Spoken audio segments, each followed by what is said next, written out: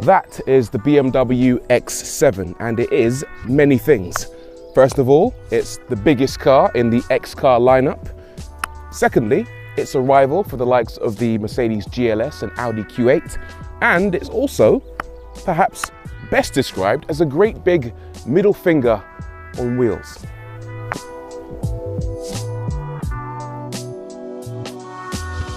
Look at this grille. Yeah, I know big grills are very on trend these days, but this is so enormous, it's almost like a caricature. It is around 3 feet long. That's taller than Mini-Me from Austin Powers. The badge has actually been made bigger so it fits the giant proportions of the X7. And then there's the engine. The engine bay is so enormous that it makes this engine look like it's shrunk in the wash. But that's nothing in comparison to the length.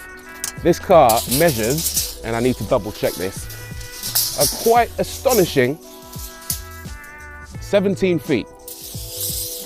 Which is fine, except the average length of a parking space in the UK is 16 feet. But the X7 doesn't really care about things like that. It's an X7.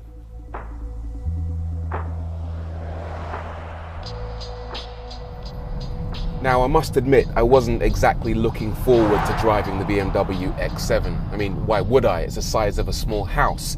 But it doesn't take long once you're behind the wheel to realize that it's actually genuinely good to drive.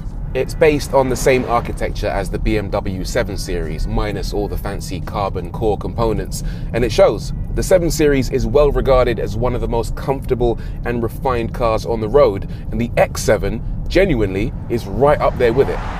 The ride quality in this car is genuinely stunning, and part of that is down to the fact it uses air suspension, but also partly because it uses suspension bushings filled with fluid. And fluid is actually a great way of describing the way the X7 kind of carves its way through whatever environment you happen to be in. It doesn't slosh about either. The ride is really well controlled thanks to electric active roll stabilizers, air springs at both axles, and adaptive suspension with electronically controlled dampers as standard. If you're looking for a giant SUV that also doubles as a limousine, the X7 is a very good shout. As for handling, well, that's yet another area where you can take your expectations and shove them where the sun don't shine. You point this car at a corner and it remains remarkably composed. The brakes are super strong and confidence inspiring, and generally this car does a fantastic job of disguising its weight, which is just as well because it happens to be one of the heaviest cars on the road today. And because it's heavy, BMW has had to ensure that owners have the option of some very powerful engines. This particular version is the xDrive 30D, the volume seller. It offers a decent blend of performance and fuel economy, and it's certainly strong enough to haul the X7. Just don't expect to set any lap records. The top model, if you live in the US, is a 4.4 litre V8, although sadly we won't be getting that in Europe. Over here, the model you want to go for if you want your X7 to scream up yours, get out of my way, is the M50D. And that uses a 3 litre turbo diesel which knocks out 400 horsepower, 760 newton meters of torque, and it's good for 0 to 60 in 5.4 seconds. This surprising turn of speed, combined with excellent body control, means the X7 is actually really good fun to drive, either fast or slow. There are various driving modes, including a sport setting, but it's probably best to ignore that as it firms up the suspension slightly too much. Where the X7 works well is either in the comfort or adaptive setting. The latter especially delivers a really good blend of ride comfort and sporty handling. There's even a decent amount of feel and feedback through the steering wheel. BMW, to their credit, haven't tried to numb the driving experience. This might be a big, heavy car, but it's still a BMW. Of course, you could be forgiven for thinking that the BMW X7 is just a show pony, one that will completely fall to pieces away from a perfectly paved road. But you'd be wrong, because when you run out of road, this monster of an SUV is as capable as they come. The off-road package, an optional extra, allows the driver to select from snow, sand, gravel and rock crawling modes, and alters the ride height, accelerator response, gearbox control and corrective inputs from the dynamic stability control. It all works seamlessly and effectively, Even on standard road tyres, the X7 generates enormous amounts of grip. Off-roading your £100,000 luxury SUV should be pretty nerve-wracking, but it really isn't. And that's testament to the fact that it's just so capable.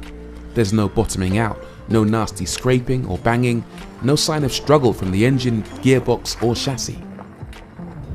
What's even more remarkable is the fact that the X7 can cope with this kind of terrain, which is reasonably demanding, while still being eminently luxurious.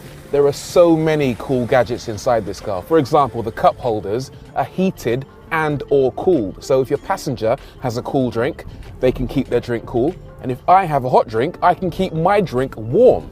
As for the infotainment system, well, you've got a touchscreen up here, which you can also control using the iDrive knob, or if you want, you can use gestures. Look, I can do that, and it will adjust the volume for me. Very cool. There's even a reasonably advanced voice control system. Check this out. Hey, BMW. Hello. What can I help you with? I'm a bit hot. Which temperature shall I set? 17 degrees. I set the temperature in the driver's area on 17 degrees Celsius. And it's even clever enough to know who's talking to it. If the passenger gives it a command, it will only activate the temperature in that compartment. And if I give it one, it knows that I'm the one that's giving the instruction. Hey, BMW. Hello. What can I help you with?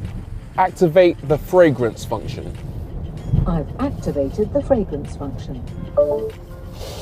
Yeah, smells like money.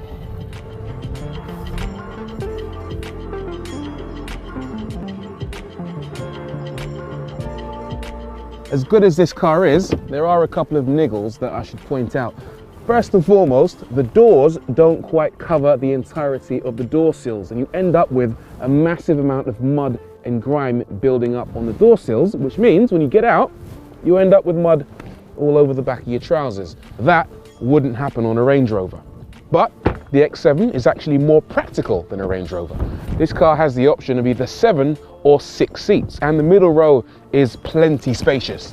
You get in and you have masses of headroom, masses of leg room, and if you're carrying more than 5 passengers, well, that's pretty easy. You press this button, the seats move forward automatically, and if I clamber in reasonably gracefully, I can find that I have actually a decent amount of headroom and leg room, even back here.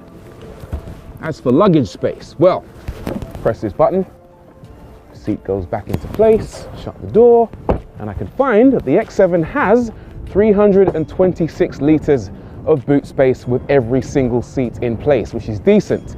However, if I want more, I press this button and every single seat in the X7 will fold down automatically, so I get enough space for all my shopping, old mattresses, dead bodies, literally anything I want. You know, that is really cool. That's almost enough to make me want to go to IKEA, but not quite.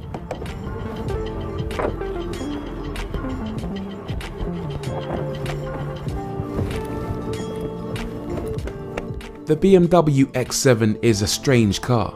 On paper, it's completely over the top.